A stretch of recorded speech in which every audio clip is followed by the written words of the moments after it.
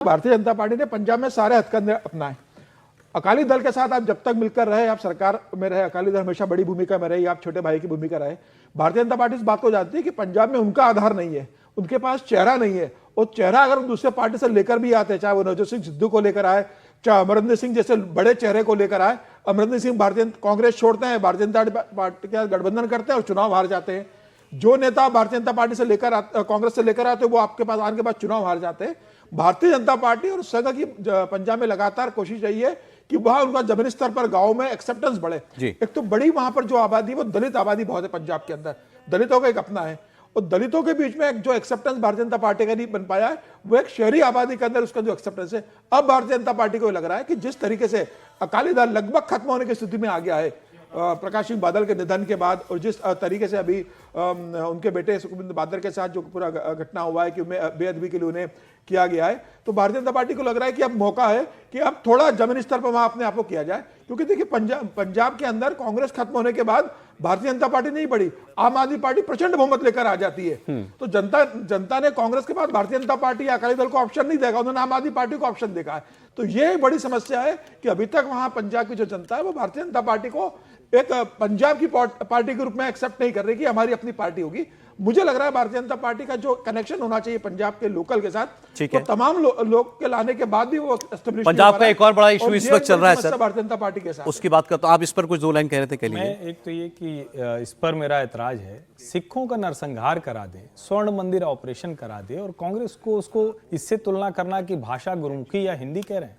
हाँ, ऐतराज हो सकता है क्योंकि संघ और भाजपा नहीं, मैं इसीलिए क्योंकि आपने कहा कि एक जैसे ही हैं दोनों, मैं कह रहा हूं विरोध उनका उस पर रहा है। संघ और भाजपा वो मानते हैं कि हिंदू ही सिख है, सिख ही हिंदू है, वो अलग नहीं मानते हैं। ये एक मूल अवधारणा की है दिक्कत।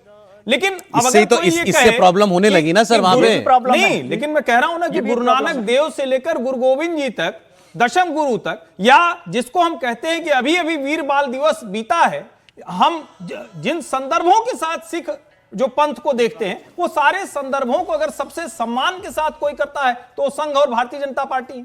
और फिर मैं कह रहा हूं कि इस पूरे को आप यूं इसलिए देख पाते हैं क्योंकि पंजाब की प्रॉब्लम ये जो ऑपरेशन ब्लू स्टार के बाद जिन्होंने किया, उनका डीजीपी जो थे सरदार जी केपीएस गिल साहब, वो बार बार कहते थे कि 2K प्रॉब्लम से गुजर रहा है। एक है कश्मीर, दूसरा है खालिस्तान जो पंजाब में, और चूंकि पंजाब का आधा हिस्सा, एक हिस्सा चला गया पाकिस्तान में, इस वजह से वो भावनाएं, वरना क्या भारतीय जनता पार्टी को कर्नाटक में विरोध नहीं था, हम इस तरह से बात नहीं करते जैसे सिखों के लिए करते हैं। क्या तमिलनाडु में विरोध नहीं, हम इस तरह से बात नहीं करते हैं। क्या तेलंगाना में विरोध नहीं था, हम इस तरह से बात नहीं करते हैं। क्या महाराष्ट्र में विरोध नहीं था जहां राष्ट्रीय स्वयंसेवक संघ का मुख्यालय, हम क्यों सिखों को ऐसे बात करते हैं कि वो भारतीय जनता पार्टी संघ के विरोधी?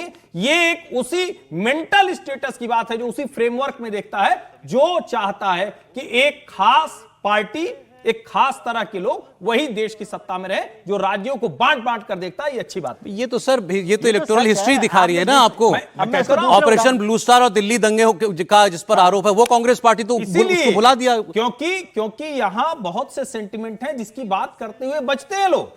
भाई, आप नरसंहार सिखों का हो जाए लेकिन कांग्रेस दुश्मन नहीं, सब कहेंगे अरे वाह वाह देखिए, तो पंजाब ने माफ कर दिया उसको। माफ नहीं किया ना, फिर चुनाव कैसे जीत रहे हैं आप? उस पूरी जिसको कहते हैं ना, जब आप वोटिंग को देखेंगे, भारतीय जनता पार्टी तो देश में थी कहां, आप इसकी भी तो बात करेंगे ना। पॉलिटिकल हिस्ट्री को गलत तरीके से टीवी पर नैरेट कर दिया जाए और लोग एक्सेप्ट करें। नहीं, पंजाब ने 84 के बाद पंजाब ने वोट नहीं किया कांग्रेस के लिए। कर्नाटक में भारतीय जनता पार्टी का पहला विधायक कब जीता? आप बीजेपी को लाइए ही मत बीच में। पंजाब ने वोट किया कांग्रेस को कि नहीं किया 84 के बाद? आप समझिए, कांग्रेस ऐसे कोई जिसको हम कहते हैं ना कि थोड़ा सा अलग तरीके की भावना रखने वाले लोग, उनको भी भड़काती है। वही तो भिंडरा वाले क्या था, स्वर्ण मंदिर ऑपरेशन क्यों करना पड़ा, पंजाब में आतंकवाद क्यों पनपा, वो सारी बात समय चला जाएगा। पंजाब का एक दूसरा बहुत डेलिकेट पहलू है, इस वक्त मामला चल रहा है, वो है जो अभी किसान आंदोलन पार्ट 2, इसके नेता हैं जगजीत सिंह डल्लेवाल जी। वो खनौरी बॉर्डर पर आमरण अनशन पर बैठे हुए, उनकी हालत दिन ब दिन खराब होती जा रही है। सुप्रीम कोर्ट रोज पूछ रहा है पंजाब की सरकार से कि आप क्या कर रहे हैं। पंजाब की सरकार कहती है इसमें केंद्र को दखल देना पड़ेगा, केंद्र कहता है कि पंजाब की सरकार बात करे। और वहां जो किसान नेता बैठे हैं डल्लेवाल जी के साथ, वो कहते हैं कि हमारी लाश पर से उठकर के इनको अस्पताल ले जाने देंगे, मतलब इनको अस्पताल नहीं ले जाने देंगे हम, कुछ भी हो जाए, मतलब उनकी मृत्यु की नौबत आ जाए तो भी। आप सोचिए जरा, भगवान न करे कुछ हो गया अगर, तो क्या हालात होंगे।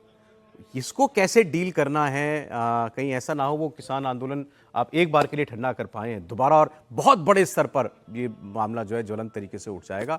और इनकी ये ठीक रहें, सलामत रहें, इस दुआ के साथ। क्या हल है इस प्रॉब्लम का सर? सबसे पहले तो उनके स्वास्थ्य को लेकर सरकार को जबरन जो करना पड़े या कुछ भी करना पड़े, करना ही चाहिए, किसी करना आदमी की चाहिए। जान मतलब बचाने के लिए तो जो करना पड़े वो सबसे पहला काम है। उसके बाद किसानों के आंदोलन, वो, लेकिन उन किसानों पर साथी किसान कह रहे हैं ना खून खराबा हो जाएगा। खून खराबा इससे ज्यादा होगा अगर कुछ हो गया तो, ये भी याद रखिएगा। और ये बहुत सारे मौके आए हैं, हमने जब देखा कि आमरण अनशन पर बहुत सारे लोग बैठते हैं और सरकार उनको जबरन उठा ही लेती है। ये प्रॉब्लम दिल्ली की है या भगवंत मान की है? वो किसी की भी हो, और हो सकता है दोनों की हो, क्योंकि अब भगवंत मान भी इसमें फंसना नहीं चाहते कि कहां से ये संकट को मैं कैसे निपटाऊंगा। और केंद्र सरकार तो वैसे ही बहुत किसान समर्थक नीतियों पर चलती रही है, तो वो अभी डल्लेवाल साहब की चिंता कितनी कर रही है नहीं कर रही है। लेकिन मुझे लगता है इस पर थोड़ा सा जबरन जबरदस्ती या जो भी एक्शन लेना है उसको करना चाहिए। वक्त निकल जाएगा तो जो आप चिंता आज कर रहे हैं कि उनके रहते हुए खून खराबा होगा, उनके बाद क्या होगा, मतलब मैं ये नहीं कह रहा कि ऐसा हो, लेकिन सरकार को कुछ एक्शन लेना चाहिए और तुरंत इस पर काम करना चाहिए जो भी तरीके से। क्योंकि सरकार यदि कोई चीज़ चाह लेती है तो उसको कोई नहीं रोक सकता। ऐसा नहीं है कि उनको नहीं लिया जा सकता, उनको हॉस्पिटलाइज नहीं किया जा सकता। ये जो भी ज़रूरत है उस पर करना चाहिए। और किसानों, उसका एक तरीका ये भी हो सकता है कि किसानों को अपने साथ बैठा ले।